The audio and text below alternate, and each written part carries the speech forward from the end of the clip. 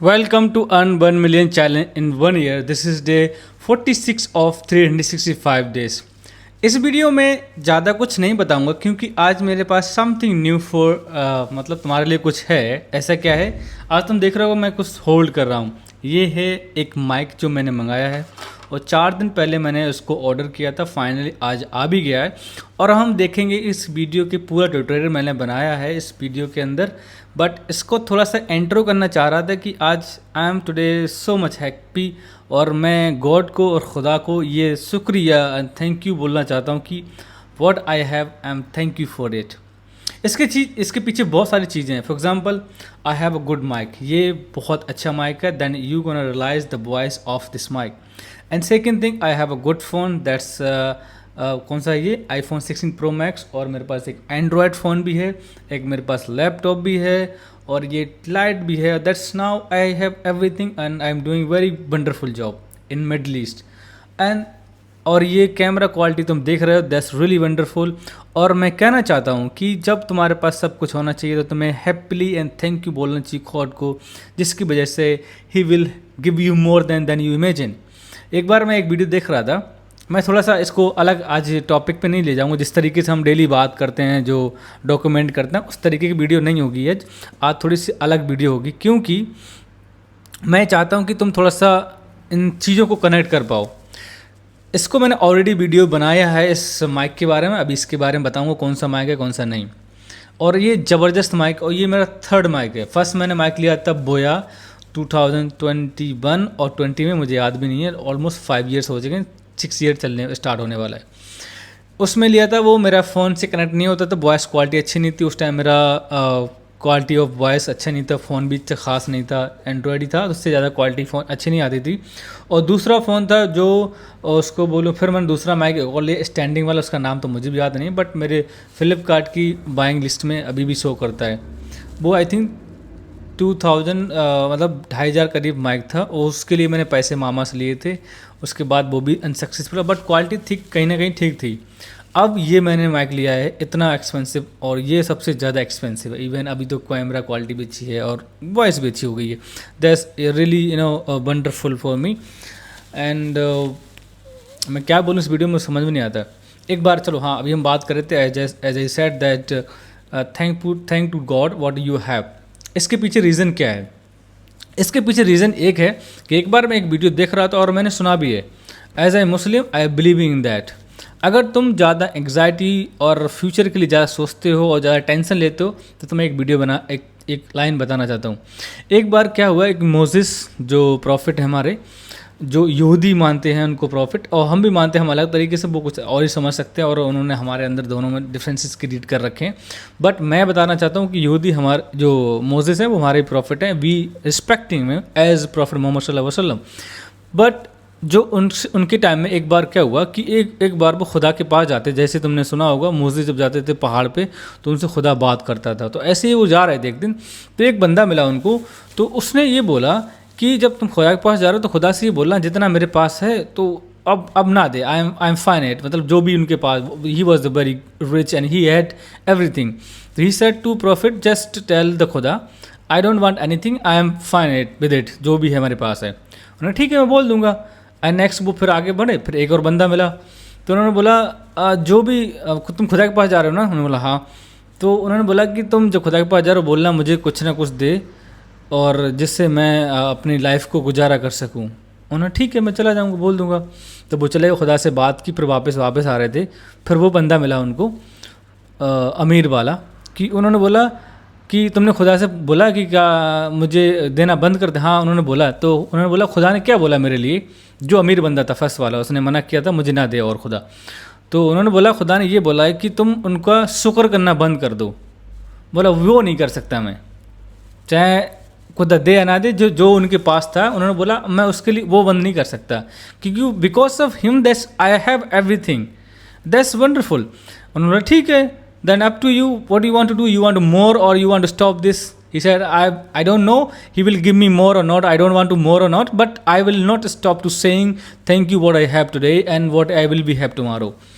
ये एक लाइन थी। कैन यू इमेजिन और उसके बाद जो जिस गरीब बंदे ने, जिसके पास सही से कपड़े भी नहीं थे, उसने बोला हाँ भाई तुम मिल क्या खुदा से बोला तुमने कुछ मुझे दे? तो हाँ बोला मुझे साहब, मुझे उसने बोला कि हाँ बोला मैंने उनको। तो बोला और खुदा ने क्या बोला मेरे लिए, क्या क्या क्यों मेरे पास इतना पैसा नहीं है, क्यों गरीब क्यों हूँ? उन्होंने बोला कि खुदा को बोलना, खुदा ने बोला कि उस बंदे से बोलना कि तुम उनका शुक्र करना स्टार्ट कर दो। उस बंदे ने बोला मेरे पास सिर्फ एक फटी पैंट, फटी शर्ट, ये मैं चप्पल भी सही से नहीं है, मैं स्टार्ट कर दूं खुदा का शुक्र करना? How could I do that? मतलब मैं कैसे करूं? तो यही डिफरेंसेस है कि तुम जब अगर खुदा का स्टार्ट करते शुक्र, मुझे करीब 6 महीने करीब हो गए हैं। I really telling you my story. जब मैं लेटता हूँ कुछ दुआ पढ़ता हूँ, कभी भूल जाता हूँ, बट मैं 2 काम जरूर करता हूँ। इट्स नॉट, मैं अपने बारे में ऐसा कुछ नहीं मैं शो ऑफ कर रहा हूँ, मैं 2 काम या 3 काम जरूर करता हूँ। फॉर एग्जाम्पल कुछ ना कुछ पढ़ता रहता हूँ। दूसरा, जो मुझसे गुनाह सिन जो हुआ है बाय मिस्टेकली, इंटेंशनली, और मतलब इंटेंशनली अनइंटेंशनली, जैसे मुझसे जो गुनाह हुआ है, मैं खुदा से माफ़ी मांगता हूँ कि मुझे माफ़ कर दे जो मेरे से हो गया है। और मैं ये भी यकीन करता हूँ खुदा मुझे माफ़ कर देता है डेली। मैं ये जानता हूँ मेरा दूसरा दिन नया होता है, वो मेरे लिए एक नया बेबी जैसा होता है कि I have done what I have done to not that's finish. जो मैंने गुनाह किया वो अल्लाह ताला ने मुझे माफ़ कर दे, आई बिलीव इन इट। उसके बाद तीसरा कि मैं कोशिश करता हूँ कुछ ना कुछ पढ़ते सोता रहूँ। और हाँ, तीसरा है कि मैं शुक्र करता हूँ। कभी कभी स्किप हो जाता है शुक्र करना, जो थैंक टू गॉड, वो मैं कभी भूल जाता हूँ। भूलना इन द सेंस कि कुछ चलता होता है दिमाग में तो इंसान भूल ही जाता है। भी ये कभी भूल जाता हूँ शुक्र करना। बाकी 2 पॉइंट तो मैं बहुत ही कम भूलता हूँ, कोशिश करता हूँ ये भी याद रखूँ। सुबह उठता हूँ तब भी शुक्र करता हूँ कि जो भी तूने उठाया मेरे को मरने के बाद, it's like diet you sleeping. ये वीडियो थोड़ा अलग ट्रैक पे है, बट उसके बाद जब तुम ये काम करना स्टार्ट करोगे ना, then you can realise how you will be fine, how you life look. तुम इमेजिन नहीं कर सकते तुम्हारे अंदर क्या क्या चेंजेस आएंगे। फॉर एग्जांपल तुम अगर स्टार्ट करोगे कि तुम रात को सोने से पहले जो तुमसे सिन हुए हैं, जो भी बाय मिस्टेक ले रही और जैसे तुमसे गुनाह हुए हैं, उनको खुदा से माफ़ी मांगो। I am sure he will, इंशाल्लाह he will forgive you. Because वो बोलता है किसी को जन्नत में नहीं भेजना मुझे, वो सॉरी तौबा, किसी को दोजख में नहीं भेजना चाहता। He is like sad about it. He doesn't want to go any of उम्मा टू इन जन्ना, आई मीन दोजख। Yes is true. तो इसी की वजह से तुम कोशिश करो खुदा से डेली माफ़ी मांगो, इंशाल्लाह है वो सबको माफ़ करेगा, वो माफ़ करने वाला ही है।